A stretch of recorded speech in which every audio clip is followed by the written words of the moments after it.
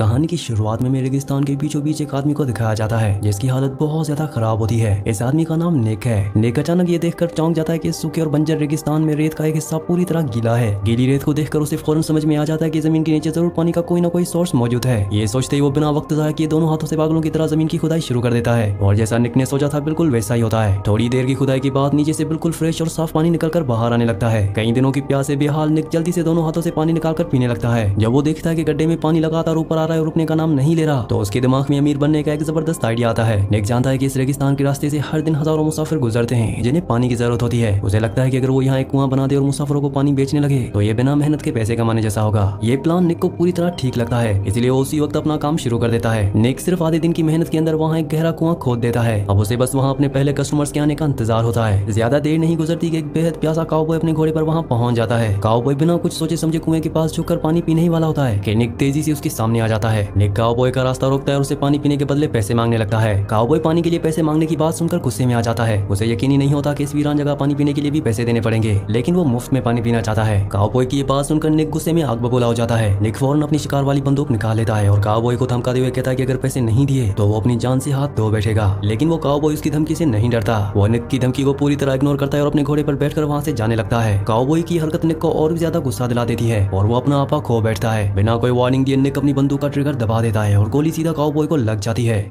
गोली लगते ही काउबॉय वहीं जमीन पर गिरकर ढेर हो जाता है और उसकी मौत हो जाती है। जमीन पर पड़ी उसकी डेड बॉडी को देखकर निक के चेहरे पर कोई भी पछतावा या डर नजर नहीं आता। दरअसल रेगिस्तान के सुनसान इलाके में किसी की मौत का कोई गवाह नहीं होता और ना ही किसी को इन बातों की परवाह होती है। निक उस डेड बॉडी को दफनाने के लिए गड्ढा खोद ही रहा होता है कि तभी ऊपर से उसे किसी के कदमों की आवाज सुनाई देती है। निक बिना देर किए फौरन अपनी बंदूक उठाता है और आवाज की तरफ निशाना लगा लेता है। लेकिन जब निक सामने देखता है तो पता चलता है कि वो कोई दुश्मन नहीं बल्कि रास्ते से गुजर रहा एक पादरी होता है। प्रीस्ट बंदूक देखकर डर जाता है और फौरन एक सफेद कपड़ा हवा में लहराकर सरेंडर करने का इशारा देता है। प्रीस्ट को सरेंडर करते देखकर निक अपनी बंदूक नीचे कर लेता है और उसे छोड़ देता है। प्रीस्ट को बिल्कुल भी अंदाजा नहीं होता कि इस जगह पानी पीने के पैसे देने पड़ते हैं। वो कुएं को देखता है और प्यास बुझाने के लिए पानी की तरफ झुक जाता है। तभी निक फिर से अपनी बंदूक प्रीस्ट पर तान देता है और ठंडे लहजे में बोलता है कि एक स्पून पानी की कीमत 10 सेंट्स है। निक उसे धमकी देता है कि फौरन पैसे दो वरना वो उसे सीधा ऊपर गोड़ के पास पहुंचा देगा। प्रीस्ट को निक की ये बात बिल्कुल भी पसंद नहीं आती और वो निक को समझाने की कोशिश करता है। प्रीस्ट कहता है कि लोगों की मजबूरी का फायदा उठाना गलत है और उसे ये बुरे काम छोड़ देने चाहिए। लेकिन निक पर प्रीस्ट की बातों का कोई भी असर नहीं होता। बंदूक की नाली को अपने सीने की तरफ देखते हुए प्रीस्ट के पास निक की बात मानने के अलावा कोई रास्ता नहीं बचा होता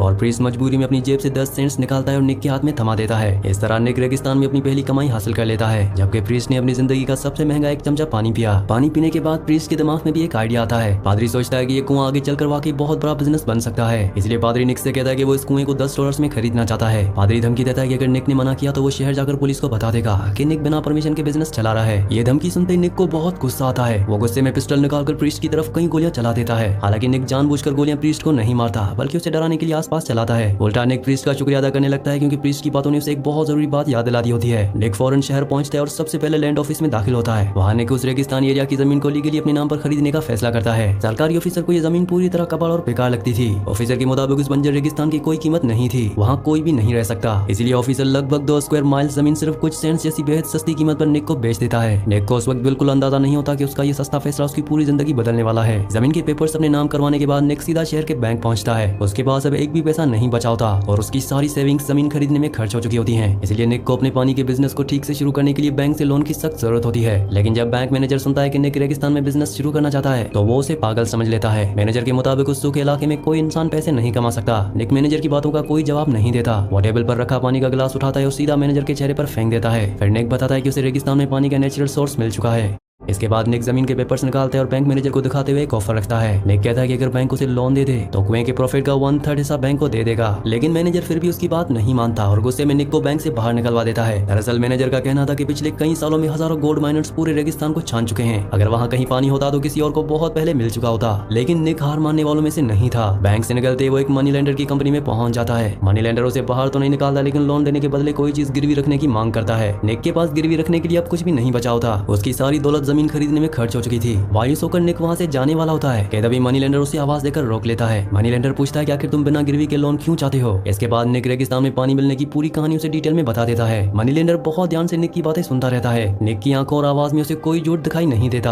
आखिरकार तरस खाते हुए मनी लेंडर निक को $100 का लोन दे देता है। वो निक के हाथ में पैसे देता है और कहता है कि लो इन $100 से अपना काम शुरू करो। अब पहली बार निक के पास अपने कुएं को बेहतर बनाने और बिजनेस शुरू करने के लिए पैसे होते हैं। पैसे मिलते ही निक कंस्ट्रक्शन का सामान खरीदने के लिए निकल पड़ता है। लेकिन जैसे वो दुकान से बाहर आता है उसकी नजर सामने खड़ी एक खूबसूरत औरत पर पड़ती है। वो औरत मुस्कुराते हुए निक को अपने हाथ से इशारा करके बुला रही होती है। निक को लगता है कि जैसे अचानक उसकी किस्मत चमक गई हो और वो खुशी खुशी उसके पीछे ऊपर उसके कमरे में चला जाता है। औरत बाहर से बेहद प्यार और अपनापन दिखा रही होती है, लेकिन अंदर ही अंदर वो औरत निक के जिस्म से आने वाली तेज बदबू से बहुत परेशान होती है। लेकिन उस औरत का असली मकसद निक की जेब में मौजूद $100 हासिल करना होता है, इसलिए वो मजबूरी में निक को नहलाती धुलाती है और पूरी तरह साफ सुथरा कर देती है। लेकिन नहाने के बाद जो होता है उसने औरत को पूरी तरह हैरान कर दिया। निक नहाकर अपने कपड़े पहनता है, अपना सामान संभालता है और बिना एक पैसा दिए तेजी से वहाँ से भाग निकलता है। औरत कुछ सेकंड तक निक को हैरानी से जाते हुए देखती रहती है, फिर गुस्से से उस औरत का चेहरा लाल हो जाता है और वो आग बबूला हो जाती है। वो गुस्से में पास में रखा यूरिन का बर्तन उठाती है और पूरी ताकत से निक की तरफ फेंकती है। दूर भागते हुए निक को देखकर औरत का गुस्सा और बढ़ जाता है। ना उसे निक से पैसे मिलते हैं और ऊपर से उसका बर्तन भी टूटकर खराब हो जाता है। उसे लग रहा था कि उसका भारी नुकसान हो गया है, लेकिन निक कोई ऐसा इंसान नहीं होता जो हमेशा के लिए किसी के पैसे खा जाए। उसी रात निक काफी पैसे खर्च करके मार्केट से बिल्कुल वैसा ही नया बर्तन खरीदता है। वो बर्तन लाकर औरत को वापस देता है और उसकी भरपाई कर देता है। साथ ही निक अपनी गलती की माफी मांगते हुए उस औरत को अपने साथ रेगिस्तान में जलकर मालकिन बनाने की ऑफर भी देता है। मालकिन लफ्ज सुनते ही उस औरत की आंखें चमक उठती हैं। उसे लगता है कि अब उसकी किस्मत बदलने वाली है और वो गरीबी छोड़कर आराम की जिंदगी जी सकेगी। अगले दिन वो औरत अपना सारा सामान समेटती है और निक के साथ रेगिस्तान के बीच बने उस सराय में पहुंच जाती है। लेकिन वहां पहुंचते उस औरत के सारे सपने चकनाचूर हो जाते हैं, क्योंकि उस सराय की हालत बेहद खराब होती है। सराय की इमारत टिन और कबाड़ के पुराने टुकड़ों को जोड़कर बनाई गई होती है। वहाँ खाने के बर्तन तक लकड़ी के मेजों में कीलों से जुड़े हुए होते हैं ताकि कोई कस्टमर उन्हें चुरा न ले। चारों तरफ सिर्फ गरीबी और मुश्किल जिंदगी के निशान दिखाई दे रहे होते हैं, जिसे देखकर औरत बेहद मायूस होती है। वो निक से साफ कहती है कि वो यहाँ मालकिन बनने आई है, कबाड़ में गरीबी और तकलीफें झेलने नहीं। निक बिल्कुल नहीं चाहता कि वो औरत उसे छोड़कर वापस शहर चली जाए, इसलिए वो अपनी पूरी ताकत लगा देता है। वो घर के अंदर जाता है और सफाई के काम में जुट जाता है। निक पुराने और बेकार बर्तनों को फेंक देता है और कमरे को ठीक से अरेंज कर देता है। यहाँ तक कि निक शहर जाकर एक बहुत ही मुलायम गधा खरीद लाता है। अब आखिरकार निक की मेहनत रंग लाती है और औरत कुछ दिन तक वहीं रुकने के लिए तैयार हो जाती है। अब इसके बाद वक्त तेजी से गुजरने लगता है। धीरे धीरे औरत अपनी आंखों से देखती है कि ये जगह कितनी तेजी से पैसे कमा रही है। हर दिन नए कस्टमर्स आते हैं, पानी पीते हैं, खाना खाते हैं और रात गुजारने के पैसे देते हैं, जिससे कमाई लगातार बढ़ती जा रही होती है। सराय में आते ढेर सारे पैसों को देखकर अब उसका नजरिया बदलने लगा था। कुछ वक्त बाद वो निक से शादी करने का पक्का फैसला कर लेती है और दोनों की शादी हो जाती है। शादी के बाद दोनों की जिंदगी पूरी तरह बदल जाती है। औरत घर संभालती है और खाना बनाती है, जबकि निक अपने पानी के बिजनेस को बढ़ाने में जुटा रहता है। कुछ ही महीनों में निक की किस्मत पूरी तरह बदल जाती है। वो इस इलाके का सबसे सक्सेसफुल बिजनेसमैन बन जाता है। उसके सराय में हर वक्त कस्टमर्स की भीड़ लगी रहती थी और पैसा लगातार बढ़ता जा रहा था। दूसरी तरफ वही बैंक मैनेजर जिसने कभी निक को पागल कहकर भगा दिया था, अब वो निक की कमाई देखकर जलने लगता है। मैनेजर अपने बैंक वर्कर्स को साथ लाता है और रेगिस्तान में खुद भी पानी ढूंढने निकल पड़ता है। वो सोचता है कि अगर निक पानी बेचकर अमीर बन सकता है तो वो भी बन सकता है। लेकिन कई दिनों की भारी खुदाई के बाद भी उन्हें रेगिस्तान में पानी की एक बूंद तक नहीं मिलती। आखिरकार थक हार कर बैंक मैनेजर खुद निक के पास पहुंचता है और उसे पूरे $500 इन्वेस्ट करने की ऑफर करता है। दरअसल मैनेजर चाहता है कि इस इन्वेस्टमेंट से बिजनेस को और भी बड़ा बनाया जा सके। निक बिना किसी बात के, बिना किसी गुस्से की ऑफर कबूल कर लेता है। इतनी बड़ी रकम मिलने के बाद निक रेगिस्तान का और भी बड़ा हिस्सा खरीद लेता है। अब वहाँ से गुजरने वाला हर आदमी उसके इलाके से होकर गुजरता और पानी के पैसे देता, और उसने जानवरों के लिए कई कैटल फार्म्स ही बनवा लिए। दूसरी तरफ निक की वाइफ भी अब एक अमीर और आलीशान औरत बन चुकी होती है। हालत ये थी कि वो दिन भर आराम से बिस्तर पर बैठकर पैसे गिनती रहती थी। दोनों को लगने लगा था कि अब उनकी ये खुशहाल जिंदगी हमेशा ऐसी चलेगी, लेकिन किस्मत को उन दोनों के लिए कुछ और ही मंजूर था। एक दिन उनके सराय में दो बेहद खतरनाक डाकू पहुंच जाते हैं। उन्होंने निक की दौलत के बारे में सुन रखा था और दिन दहाड़े लूट मारने का फैसला किया था। लेकिन खुशकिस्मती से जिस वक्त डाकू वहां आए, निक और उसकी वाइफ सराय में मौजूद ही नहीं थे। डाकुओं ने पूरे घर की तलाशी ली और हर कोना छान मारा, लेकिन उन्हें कहीं कोई खजाना नहीं मिला। इसी दौरान एक डाकू की नजर पास की जमीन की रेत पर पड़ती है। उसे लगता है कि जमीन का वो हिस्सा बाकी रेत से कुछ अलग और खुदा हुआ दिखाई दे रहा है। दोनों डाकू फौरन वहां पहुंचते हैं और अपने हाथों से खुदाई शुरू कर देते हैं।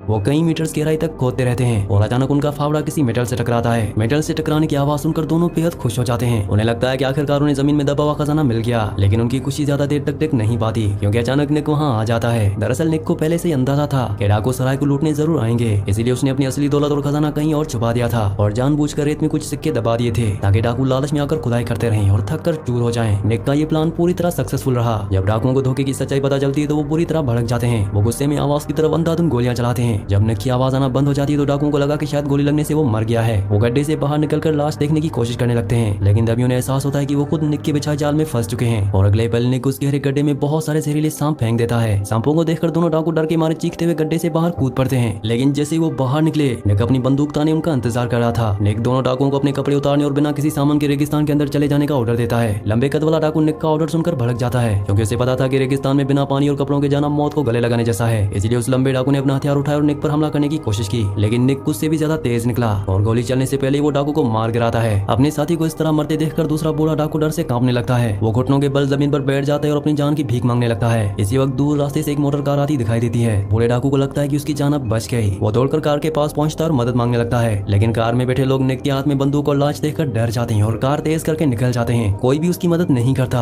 और उस बूढ़े डाकू को मजबूर होकर रेगिस्तान की तरफ जाना पड़ता है। कुछ दूर रेगिस्तान में जाने के बाद उसका हौसला पूरी तरह टूट जाता है। उसे महसूस होता है कि अगर वो आगे बढ़ा तो प्यास से पक्का मर जाएगा। वो वापस लौटा और आकर निक के पैरों में गिर पड़ा। वो वादा करता है कि अगर उसकी जान बख्श दी जाए तो वो जिंदगी भर निक की खिदमत करेगा और उसका वफादार नौकर बनकर रहेगा। निक को उसकी लाचारी देखकर उस पर रहम आ जाता है। आखिरकार वो उस बूढ़े आदमी को माफ कर देता है और सराय में एक छोटा मोटा काम दे देता है। कुछ टाइम बाद निक की वाइफ अपनी नई खरीदी हुई मोटर कार में वापस आती है। बूढ़ा डाकू उस शानदार कार को देखकर हैरान हो जाता है। उसने जिंदगी में कभी ऐसी कार नहीं देखी थी और वो कार में बैठने की ख्वाहिश करने लगता है। लेकिन तभी सराय के बाहर एक बहुत बड़ा एक्सीडेंट हो गया। वो लोग कार का हैंड ब्रेक लगाना भूल गए थे, जिसकी वजह से कार धीरे धीरे ढलान पर लुढ़कने लगी। वो भारी कार सीधा बूढ़े डाकू की तरफ बढ़ने लगी। निक खतरा देखते ही बूढ़े की जान बचाने के लिए तेजी से दौड़ने लगता है। निक ने आखिरी पल में बूढ़े को धक्का देकर बचा लिया, लेकिन वो खुद कार के सामने आ गया। कार की चपेट में आने से वो बुरी तरह जख्मी हो गया। उसकी दोनों टांगे कार के नीचे आकर इतनी बुरी तरह कुचल गईं कि वो दोबारा कभी चल नहीं सका। बूढ़े डाकू ने ये सब देखा और ये सब देखकर उसके दिल में लालच जाग उठी। उसे लगता है कि निक अब कुछ नहीं कर सकता और यही अपना बदला लेने और दौलत लूटने का सही मौका है। वो चुपके से शहर जाकर अपने कुछ डाकू साथियों को बुला लेता है और वो मिलकर रेत में एक बड़ा गड्ढा खोदकर बेबस निक को वहीं जिंदा दफना देते हैं। इसके बाद उस बूढ़े डाकू ने निक की सारी दौलत, कार और बिजनेस पर कब्जा कर लिया। निक ने अपनी पूरी जिंदगी मेहनत करके जो एम्पायर खड़ा किया था, उसका मालिक आखिर में वही डाकू बन गया जिसे निक ने बचाया था। इसी सीन के साथ इस मूवी का, इस कहानी का एंड हो जाता है। अगली कहानी आप किस मूवी पर सुनना चाहते हैं मुझे नीचे कमेंट्स में जरूर बताना और अगर ये वीडियो आपको पसंद आई हो तो वीडियो को लाइक और चैनल को सब्सक्राइब लाजमी से कर देना।